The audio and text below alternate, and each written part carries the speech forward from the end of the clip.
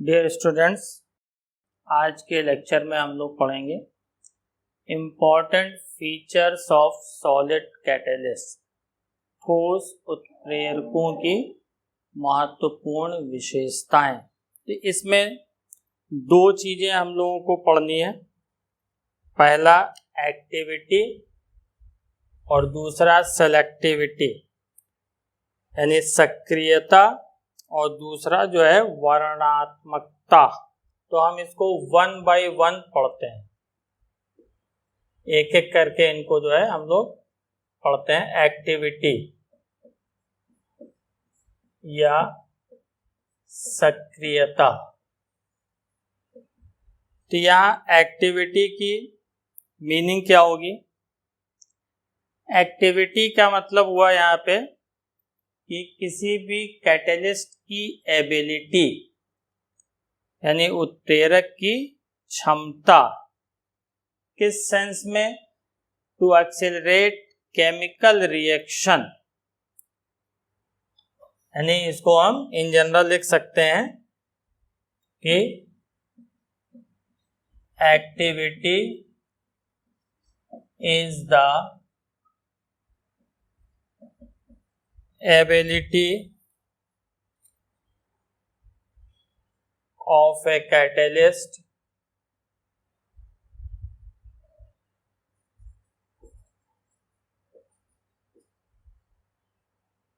to accelerate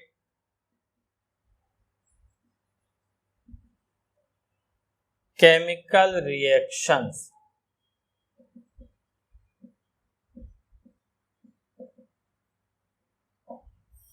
यानी उत्प्रेरक द्वारा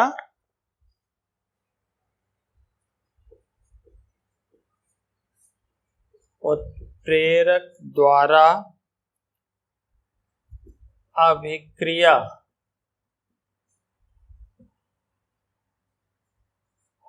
की दर को त्वरित करने की क्षमता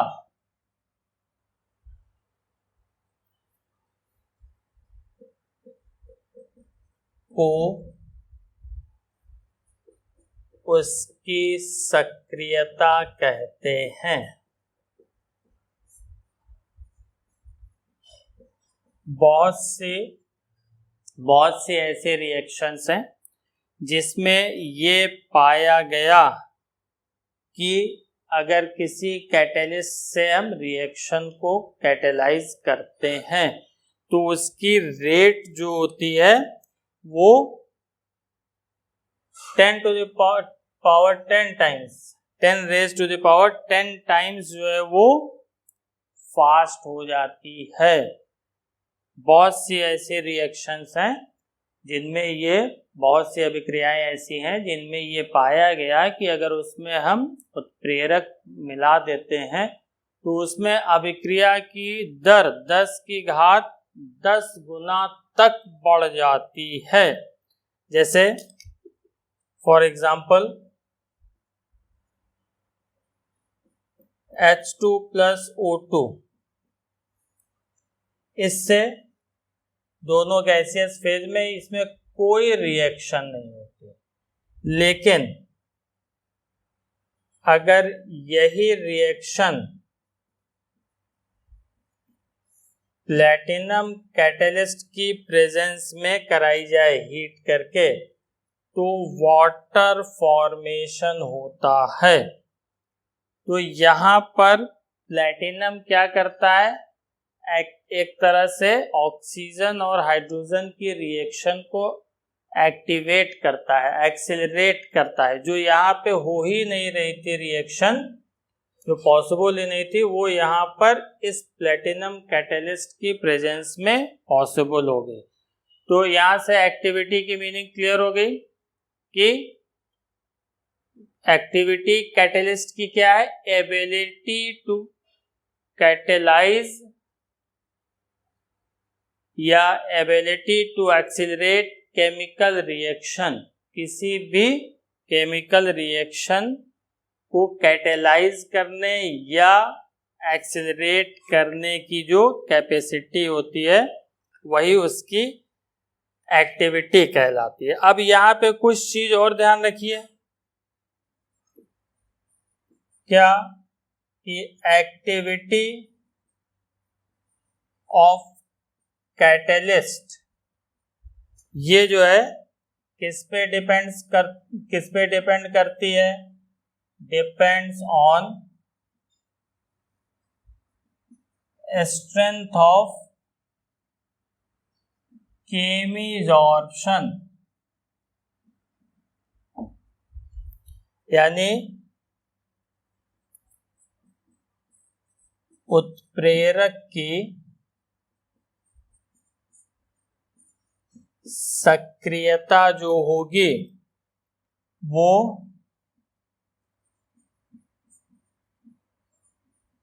रासायनिक अधिशोषण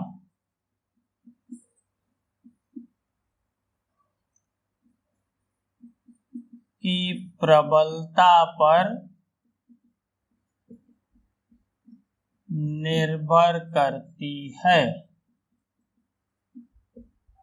यानी जितना ही ज्यादा केमिजॉर्प्शन होगा उतनी ही उसकी एक्टिविटी होगी।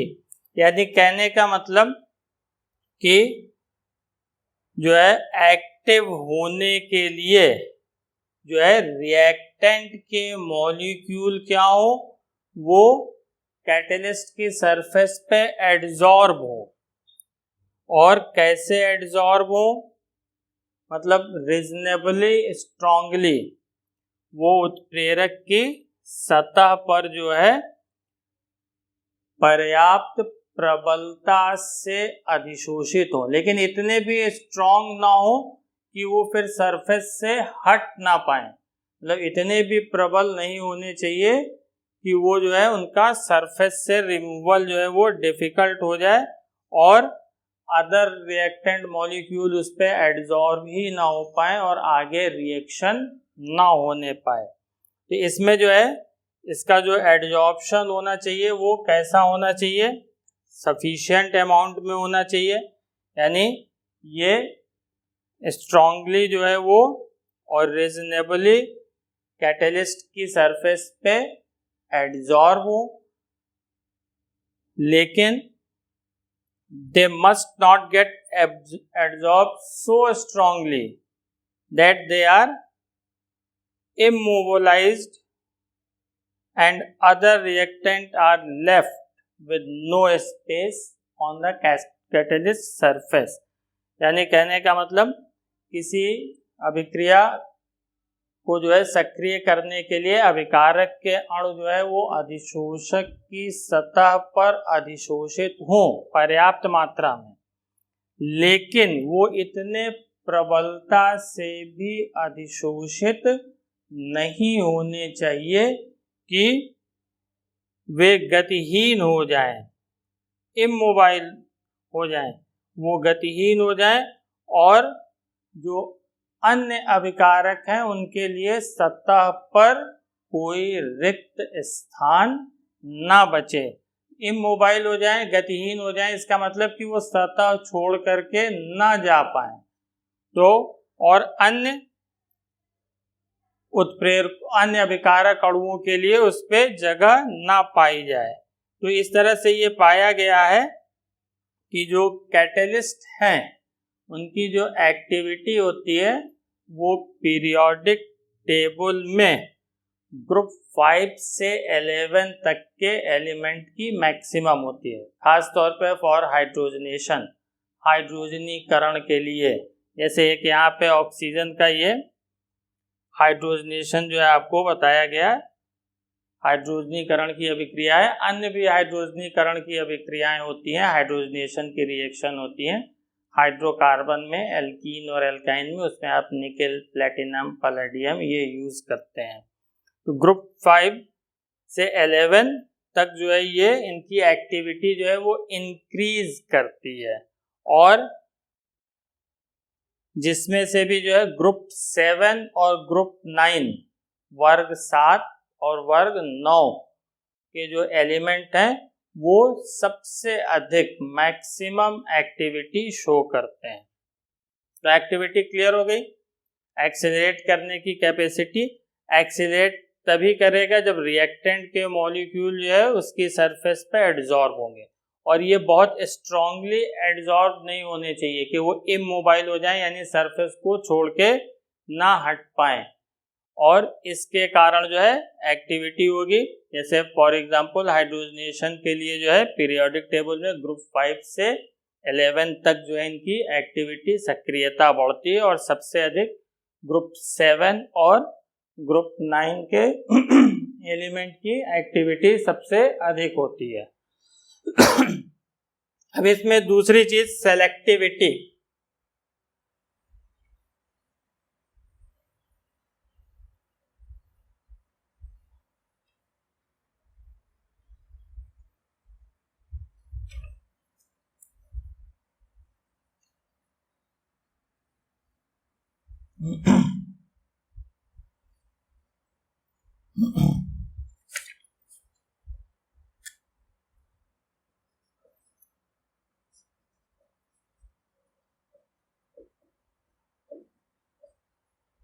सेलेक्टिविटी यानी वर्णात्मकता, या सिलेक्शन से हम कह सकते हैं इसको चयनात्मकता।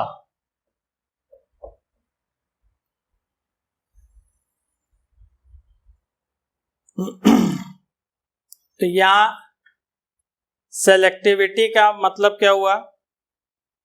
जैसे कोई जो है रिएक्टेंट,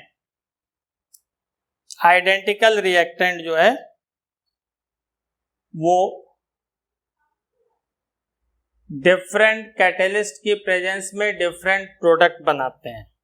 तो किसी भी रिएक्शन की जो है सेलेक्टिविटी जो होगी, सेलेक्टिविटी ऑफ कैटलिस्ट जो होगी, वो उसकी ability to direct a reaction to yield a certain product, यानी किसी अभिक्रिया को इस प्रकार से निर्देशित करने की प्रवृत्ति जिसमें एक विशिष्ट उत्पाद बने, इस तरह से वो उसको डायरेक्ट करे या एक्टिवेट करे कि एक स्पेसिफिक प्रोडक्ट ही फॉर्म हो, तो वही उसकी सेलेक्टिविटी होगी।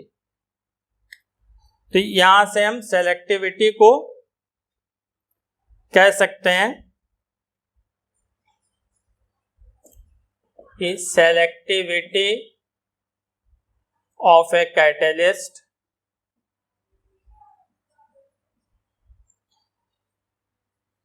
is its ability to direct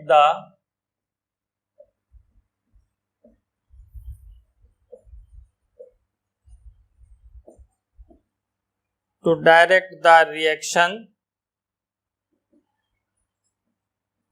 in such a way as to yield particular product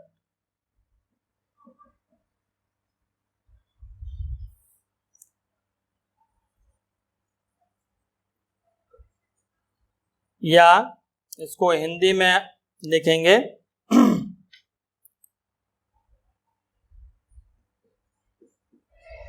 किसी अभिक्रिया को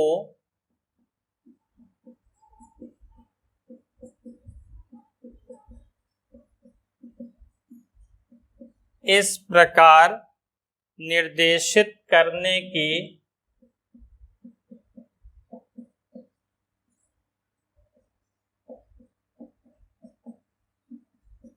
प्रवृत्ति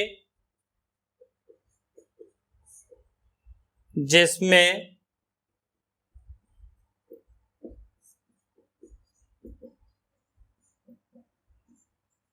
एक निश्चित प्रकार का उत्पाद प्राप्त हो सके।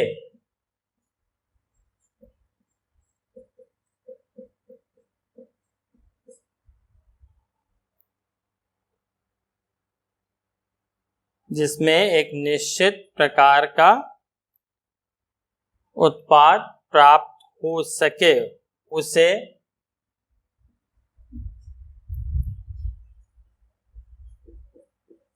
उत्प्रेरक की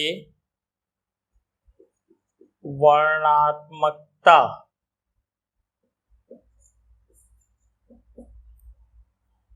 कहते हैं। And selectivity of a catalyst is its ability to direct the reaction in such a way as to yield particular product। या इसको दूसरे ढंग से कह सकते हैं, it is ability to direct a reaction to yield a particular product। अब जैसे एग्जाम्पल देखें, हम हाइड्रोजन और कार्बन मोनोऑक्साइड से स्टार्ट करते हैं।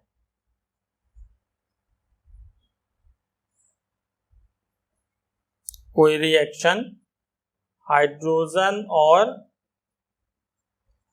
कार्बन मोनोऑक्साइड गैस से स्टार्ट करते हैं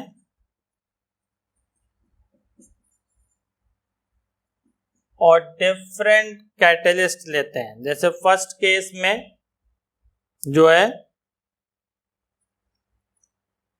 3 मॉलिक्यूल हाइड्रोजन और CO in presence of nickel catalyst, तो यहाँ फॉर्मेशन होता है CH4 गैस और H2O। सेकेंड केस में जो है कॉपर, जिंक ऑक्साइड और क्रोमियम ऑक्साइड ये लेते हैं, तो ये मेथेनॉल फॉर्म करता है। थर्ड केस में जो है अगर हम कॉपर लेते हैं तो ये फॉर्मल्डिहाइड या मेथेनल फॉर्म करता है। तो अब इन तीनों रिएक्शन में देखिए रिएक्टेंट एक ही है, लेकिन प्रोडक्ट जो है वो डिफरेंट कैटलिस्ट के प्रेजेंस में डिफरेंट होते हैं। तो यहां से हम ये कंक्लूजन निकाल सकते हैं कि किसी भी कैटलिस्ट की जो एक्टिविटी होती है वो हाईली सेलेक्टिव इन नेचर, यानी किसी भी उत्प्रेरक की जो है सक्रियता या कार्य की प्रकृति जो होती है वो अत्यधिक विशिष्ट होती है। यहाँ एक्टिविटी क्या है, हाईली सेलेक्टिव है, यानी एक सब्सटेंस जो है, इसका मतलब हुआ that is a given substance can act as a catalyst only in a particular reaction and not for all the reaction. यानी कोई एक पदार्थ किसी एक अभिक्रिया विशेष में ही उत्प्रेरक का कार्य करेगा, सभी अभिक्रियाओं में नहीं। जैसे यहाँ निकेल है तो निकेल के साथ हाइड्रोजन और CO के कॉम्बिनेशन से मेथेन ही बनेगी, मेथेनॉल या मेथेनल नहीं बनेगा। तो ये कैटलिस्ट जो होता है वो जो है हाईली सेलेक्टिव होता है, जिसको आप कहते हैं कि हाईली स्पेसिफिक है, जिसको आप कह सकते हैं।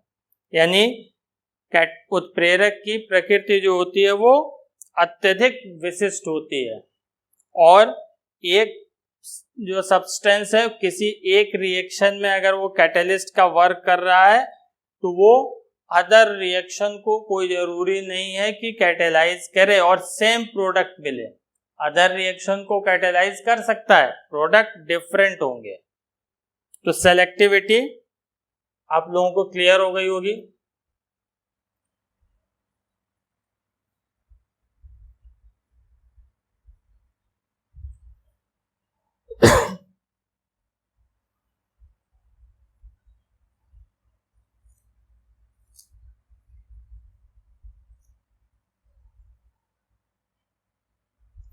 अब इसी सेलेक्टिविटी से रिलेटेड कुछ चीज जो है हम लोग और जानेंगे। shape selective catalysis by zeolite.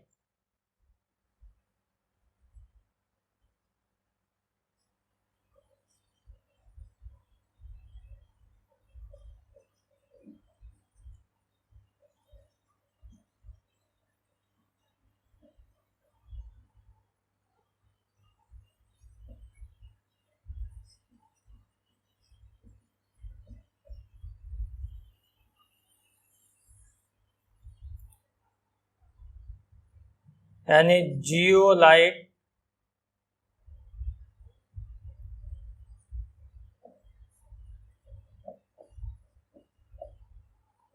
का आकार वर्णात्मक उत्प्रेरण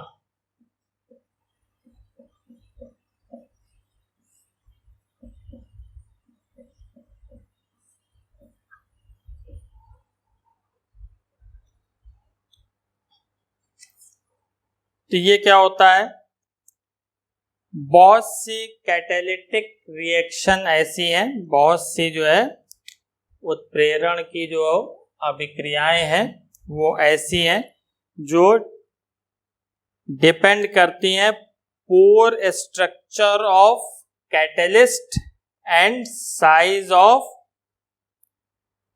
रिएक्टेंट एंड प्रोडक्ट मॉलिक्यूल। तो यही रिएक्शन जो पोर स्ट्रक्चर ऑफ कैटलिस्ट और size of reactant and product molecule पे जो डिपेंड करती हैं वो सब कहलाती हैं shape selective catalysis.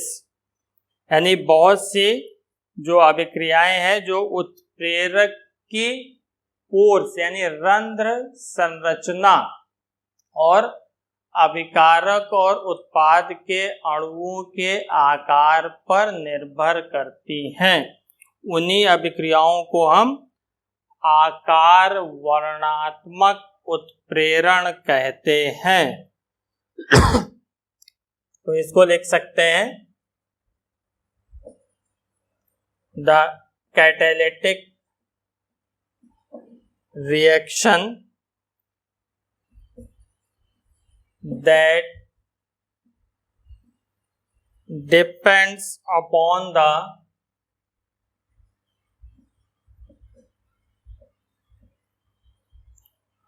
pore structure of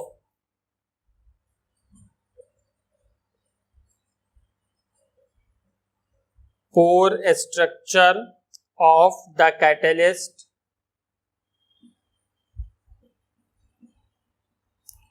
and the size of the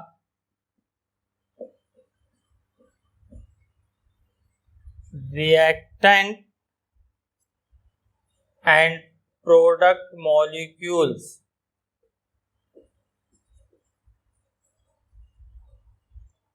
is called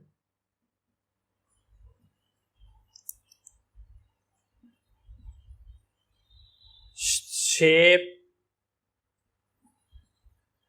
selective catalysis।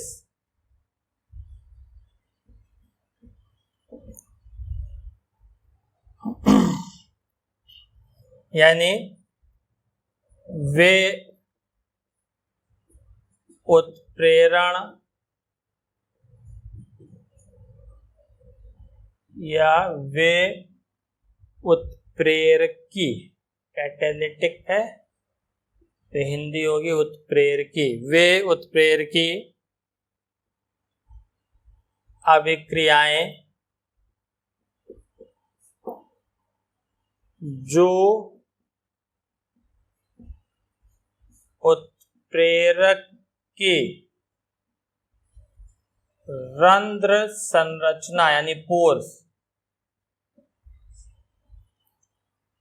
एवं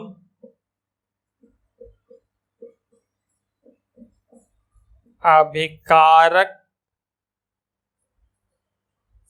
तथा उत्पाद अणुओं के आकार पर निर्भर करती हैं।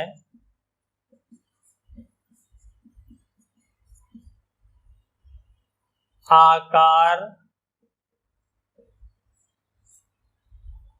वर्णात्मक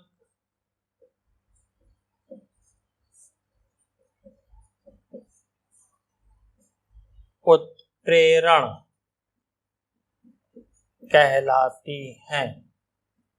तो ये शेप पे जो है डिपेंड करता है। इसमें जियोलाइट जो होता है, जो जियोलाइट है, वो जियोलाइट्स आर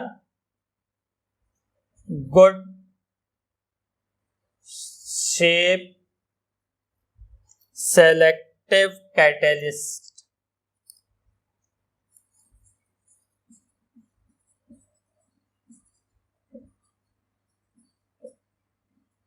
यानी जियोलाइट जो है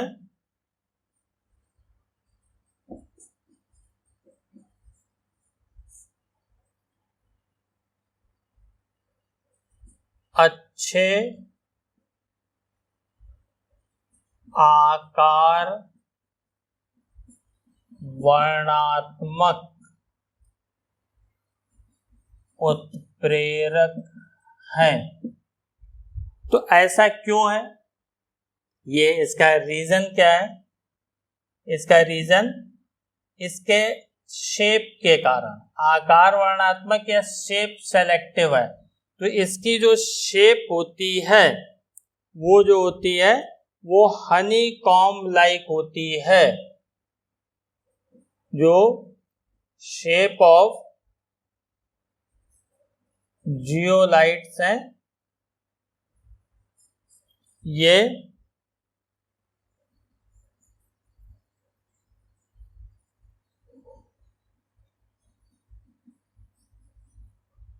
हनी कॉम्ब लाइक स्ट्रक्चर होता है।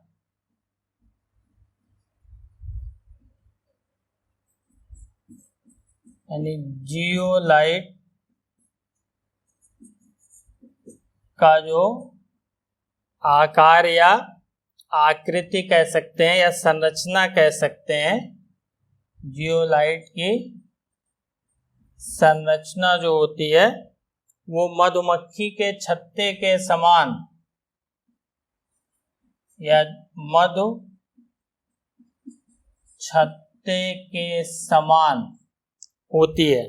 इसी कारण जो है ये अच्छे शेप सेलेक्टिव कैटलिस्ट होते हैं। तो ये चीज क्लियर हो गई। ये ऐसी कैटेलिटिक रिएक्शन जो कैटेलिस्ट के पोर साइज और रिएक्टेंट और प्रोडक्ट मॉलिक्यूल के साइज पे डिपेंड करती है, वो शेप सेलेक्टिव कैटेलिसिस कहलाती है। और उसमें जो है जियोलाइट जो होते हैं वो सबसे अच्छा जो है वो शेप सेलेक्टिव कैटेलिस्ट है। क्यों? Due to its honeycomb like structure, मधुमक्खी के छत्ते के समान संरचना के कारण जो है ये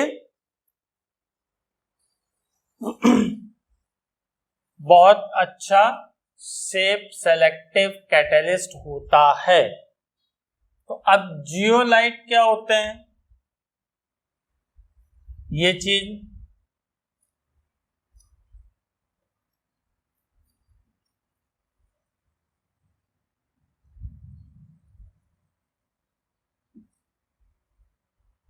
चीज क्लियर होनी चाहिए। तो जियोलाइट जो होते हैं वो एल्यूमिनो सिलिकेट्स होते हैं, नेचुरल या आर्टिफिशियल दोनों हो सकते हैं। जियोलाइट्स आर जो है वो microporous alumino silicate with 3 dimension network of silicates, जिसमें some silicon atoms are replaced by aluminium atom, और उसमें and giving aluminium oxygen silicon framework जो है फॉर्म होता है। तो सिलिकेट्स जो होंगे वो क्या होंगे, सॉरी जियोलाइट्स क्या होंगे,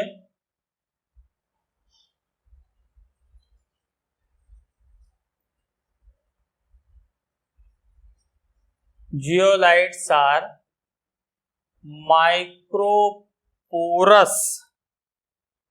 एल्यूमिनोसिलिकेट, microporous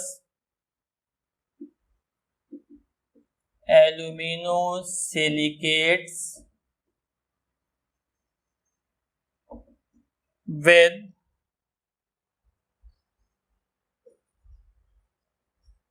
three-dimensional network of silicates in which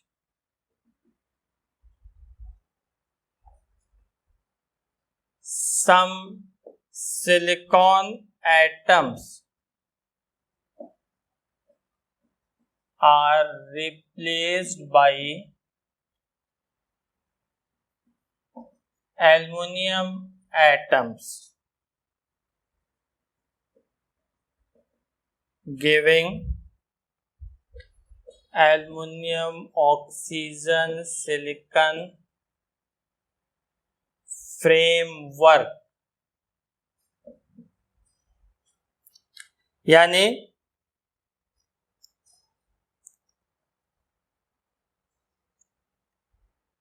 zeolite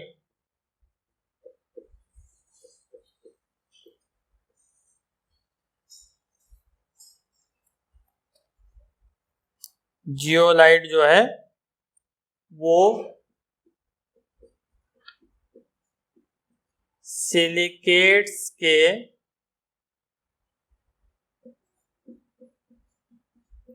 त्रिविमीय network वाले माइक्रोपोरस यानी सूक्ष्म रंध्री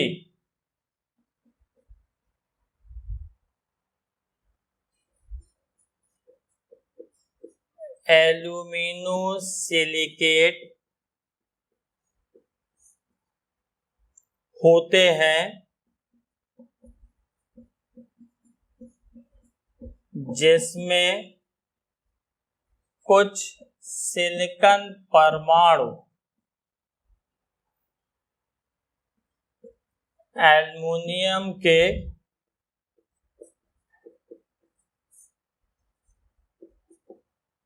परमाणुओं द्वारा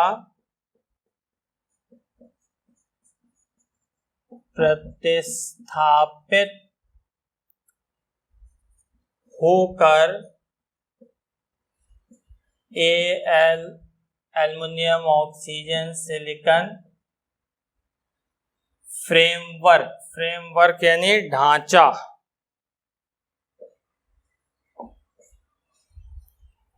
बनाते हैं।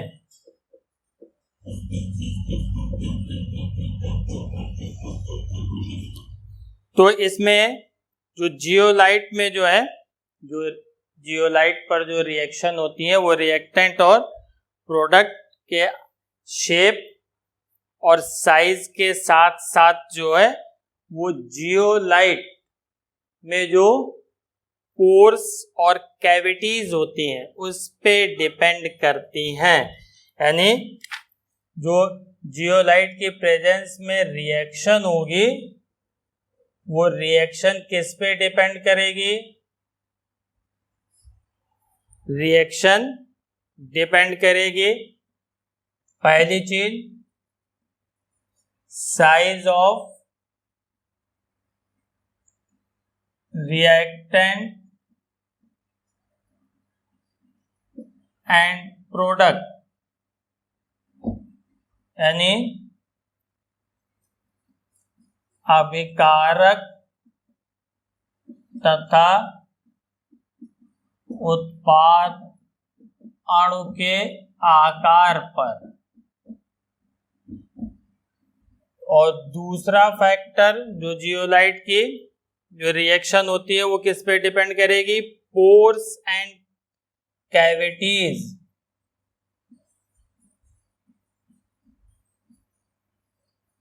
Pores and cavities of the zeolite.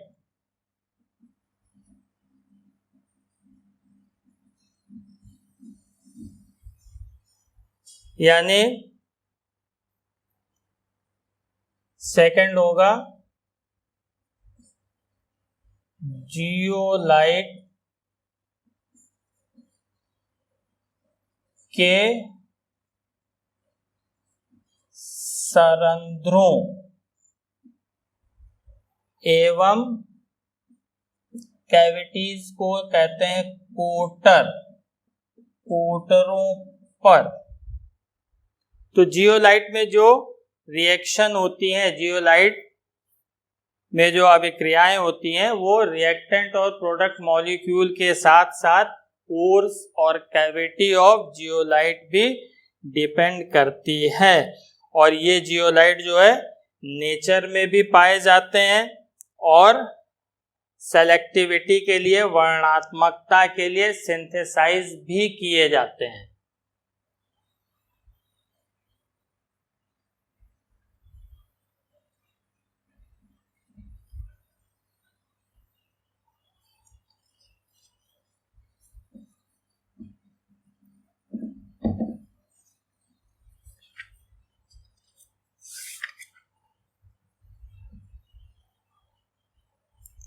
तो इसमें जो है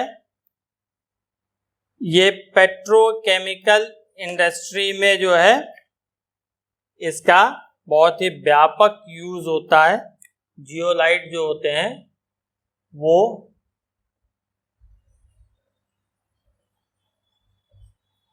जियोलाइट्स आर यूज्ड इन या यूज्ड वेरी वाइडली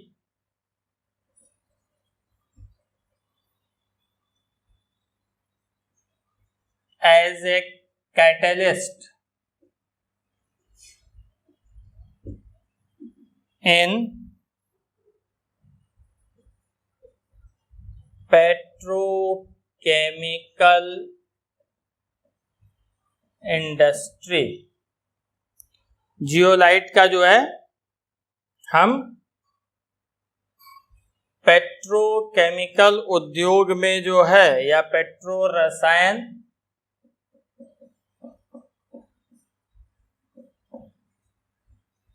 उद्योगों में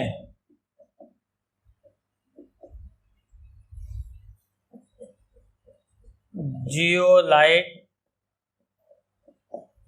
उत्प्रेरक का व्यापक प्रयोग होता है। तो अब ये किस लिए यूज किए जाते हैं? पहली चीज, जो जियोलाइट यूज किए जाते हैं वो किस लिए? यूज्ड फॉर क्रैकिंग,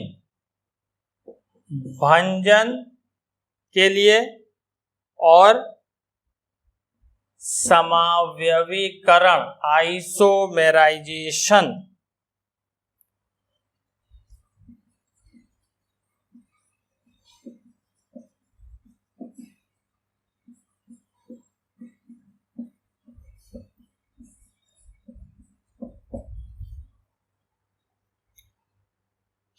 तो पेट्रोकेमिकल इंडस्ट्री में इनका जो है बहुत ज़्यादा यूज है। और पेट्रोकेमिकल इंडस्ट्री में ये क्रैकिंग और आइसोमेराइजेशन के लिए यूज होते हैं, भंजन और समावयवीकरण के लिए ये यूज होते हैं। और इसमें जो यूज होने वाला एक कैटलिस्ट है सबसे इम्पोर्टेंट, वो कैटलिस्ट है ZSM5। ये कैटलिस्ट यूज होता है।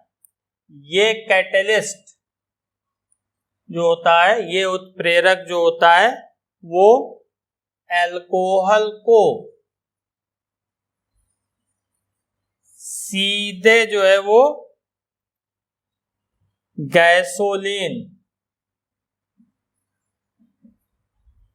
गैसोलीन यानी पेट्रोल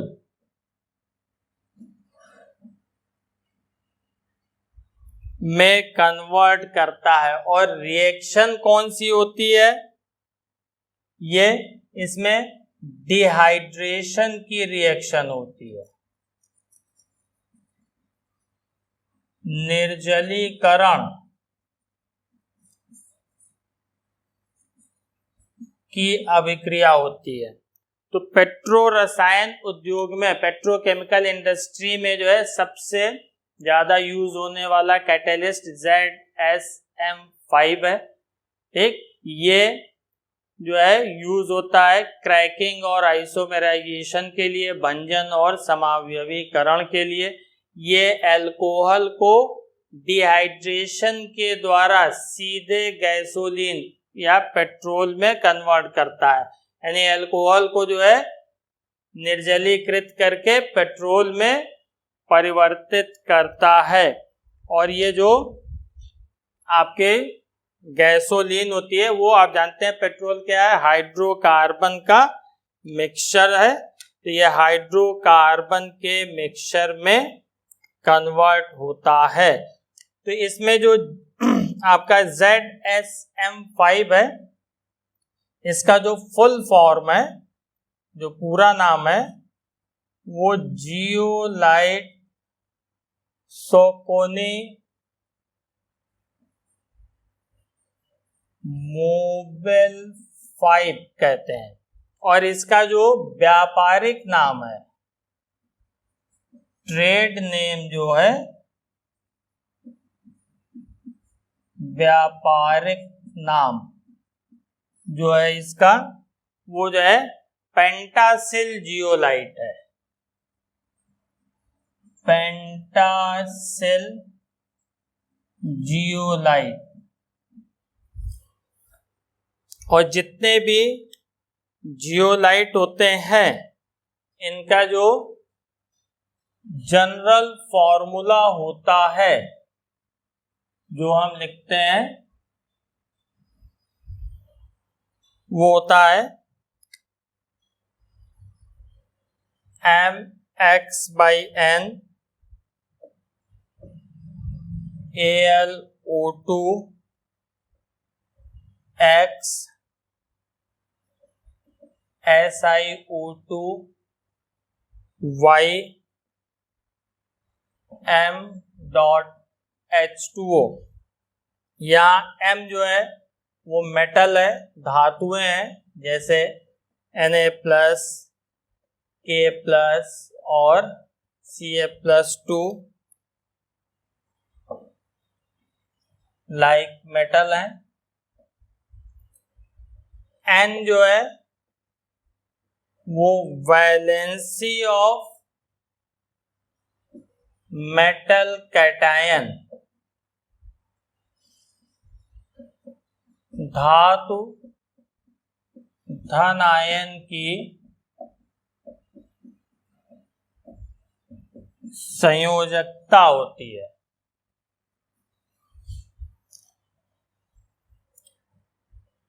M जो है यहाँ पर molecules of water of crystallisation,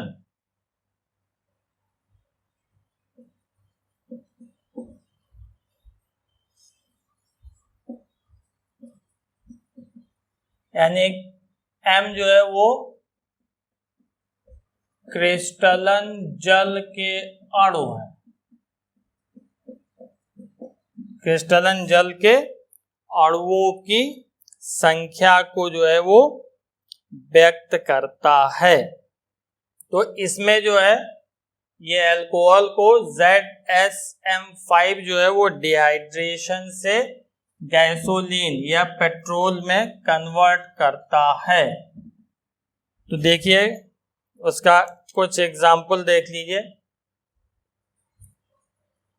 alcohol ZSM5, dehydration निर्जलीकरण होगा, और हाइड्रोकार्बन या गैसोलीन बनेगी। पेट्रोल जो है हाइड्रोकार्बन का मिक्सचर होता है। जैसे फॉर एग्जांपल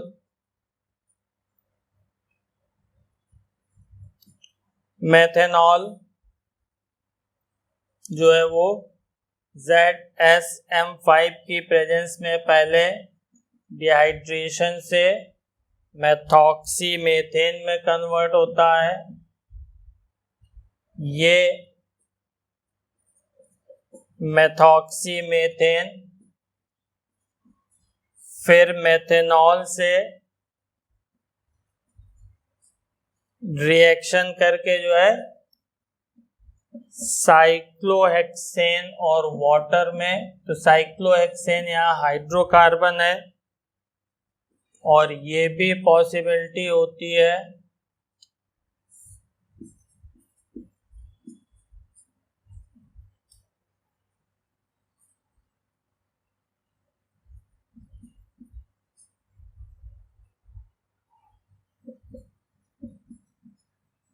कि वो खुद डिहाइड्रेट होकर के साइक्लोहेक्सेन दे।